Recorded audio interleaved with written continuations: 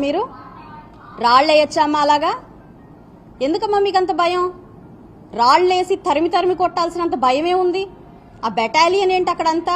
తప్పు చేశారన్న భయంతోనే కదమ్మా అంతమందిని తెచ్చుకున్నారు. మరి తప్పు చేశారు, క్షమాపణ చెప్పండి. ఇంతకంటే ఏమన్నా అడిగారా మిమ్మల్ని? అది చెప్పకుండా దాన్ని మానేసి మీరు మళ్ళీ దాన్ని ఇష్టం వచ్చినట్టు మాట్లాడుకోవడం, దాన్ని మళ్ళీ ప్రెస్ మీట్లు పెట్టి కండక్ట్ చేసి మాట్లాడుకోవడం, అది ఇంకా హాస్యాస్పదంగా మీకు అనిపించట్లేదా?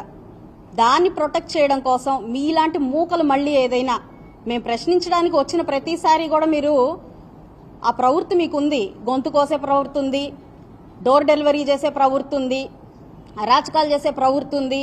కాబట్టి ఆడపిల్లగా తట్టుకోలేక, ఒక నాయకురాల్లాగా తట్టుకోలేక మిమ్మల్ని ప్రశ్నించడానికి, మాకు సారీ చెప్పడానికి, దాన్ని డిమాండ్ చేయడానికి మీ ఆఫీస్ దగ్గరికి, మీ నాన్నగారు ఆఫీస్ దగ్గరికి నేను వచ్చి డిమాండ్ చేయడం జరిగింది.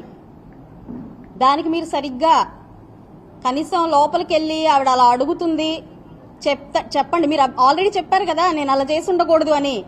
అదే మరి అందరూ వినేటట్టు చేస్తే అయిపోయేది కదా. మీరు మాట్లాడే ఆ సాక్షి టీవీ ముందో లేకపోతే మీరు యూట్యూబ్లో మాట్లాడే మాటలో ఎవరు చూస్తారు? ఒక రాష్ట్ర ప్రజలు, రాష్ట్ర నాయకుడిని మీరు ఇష్టం వచ్చినట్టు మాట్లాడి దానికి బహిరంగంగా క్షమాపణ చెప్పకపోతే మెసేజ్ ఏమి ఇచ్చినట్టమ్మా నెక్స్ట్ జనరేషన్ కిడ్స్కి? మరి దాన్ని నేను అడగడం తప్పయిందా మీకు? నేను చెయ్యి ఎత్తితే వాళ్ళు ఆగారట, చెయ్యి దించగానే వాళ్ళు వెళ్ళారట. I think reverse. చెయ్యి ఎత్తగానే వాళ్ళు వెళ్ళిపోయారట, చెయ్యి దించగానే వాళ్ళు ఆగారట. మీరు దాన్ని షూట్ చేశారా అమ్మా? బయటకు వచ్చి మీరు చూసారా?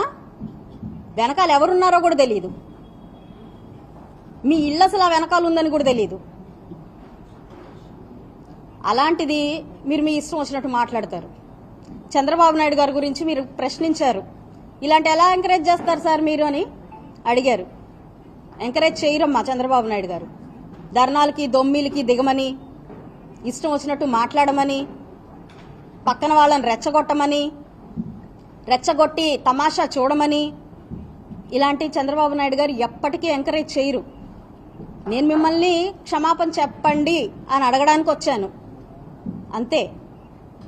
క్షమాపణ చెప్పిస్తాం, తప్పు చేశారు అని అధికారులు ఒప్పుకున్నారు, మీ స్వయంగా మీ నాన్నగారు ఒప్పుకున్నారు. కాబట్టి ఇంకాస్త ఎక్కువగా చెప్పేదాకా వెళ్ళం మేము అని చెప్పి గట్టిగా అడగడం జరిగింది.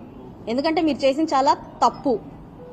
ఒక పాపం చేసి దాన్ని కడుక్కునే ప్రయత్నంలో డైవర్షన్ పాలిటిక్స్ లో భాగంగా తప్పుల మీద తప్పులు చేస్తున్నారు. దాన్ని క్వశ్చన్ చేస్తే దాన్ని మళ్ళీ reverse me as per your game దాన్ని మొదలు పెడుతున్నారు.